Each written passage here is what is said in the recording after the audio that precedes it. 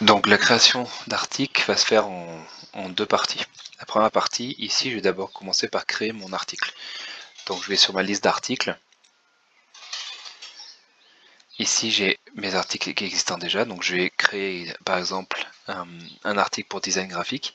Donc je vais prendre mon premier article, je vais faire dupliquer.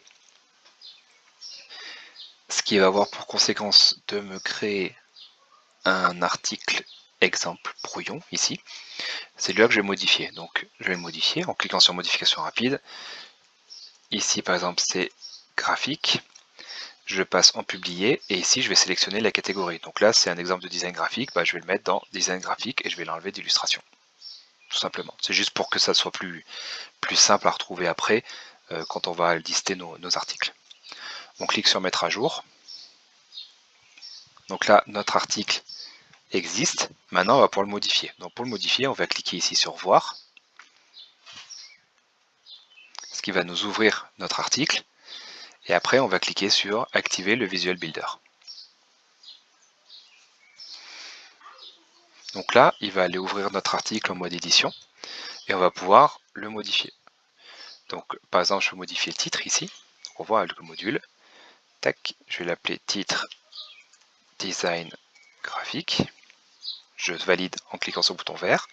Je peux modifier le texte ici, si je veux. Pareil, je modifie avec le bouton vert.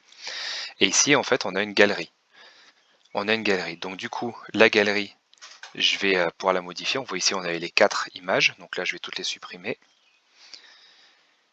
Et je peux rajouter des images. Donc soit en téléversant des fichiers, soit en prenant des fichiers. Donc moi, par exemple, je vais prendre des fichiers existants. Je vais prendre les 8 fichiers, par exemple ici. Tac. Donc j'en ai pris 7. Donc on voit, on a nos 7 fichiers. Et si je veux, par exemple, mettre ce fichier-là, ici, je le déplace ici. Et ça va se déplacer tout seul. Ça va mettre à jour ma galerie. Je valide en cliquant ici. Et là, on voit qu'on a nos 8 images qui ont été rajoutées.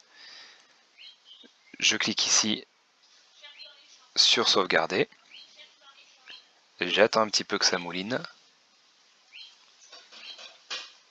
Et voilà mon image, mon article est fait. Pour valider, je regarde quitter Visual Builder pour voir si ça rend bien.